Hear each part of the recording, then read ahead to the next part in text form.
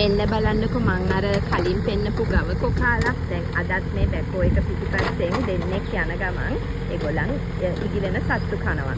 මේ දැන් බලන්න ගිය සැරේ මම කරපු වීඩියෝ එකට වඩා මෙයාලගේ ගෝල්ඩන් බක් කලර් එක හරි වැඩි බෙල්ලේ. ඉතින් ඒගොල්ලන්ගේ පිටෙත් තියෙනවා අර ඒ ගෝල්ඩන් පාට. මේගොල්ලන් දැන් ඒගොල්ලන්ගේ බ්‍රීඩින් ප්ලූමේජ් එකේ තමයි මේ ඉන්නේ. ඒ කියන්නේ ඒගොල්ලන්ගේ ප්‍රජනන සමය.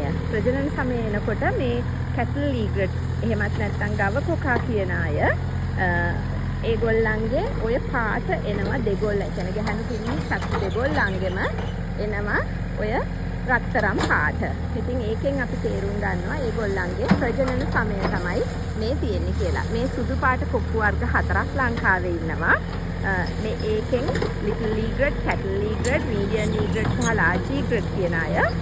ඒකෙන් මේ කැටල් ඊග්‍රට්ගේ මේ විදිහට විතරමයි මේ විදිහට මේ ගෝල්ඩන් බෆ් පාට, ඒ කියන්නේ රත්තරන් පාට, රත්තරන් දුඹුරු පාට එන්නේ එයාලගේ විතරමයි. ඉතින් ඔන්න එයාලා මේ දවස්වල අප්‍රේල් මැයි කියන්නේ ඒගොල්ලන්ගේ ප්‍රජනන සමය.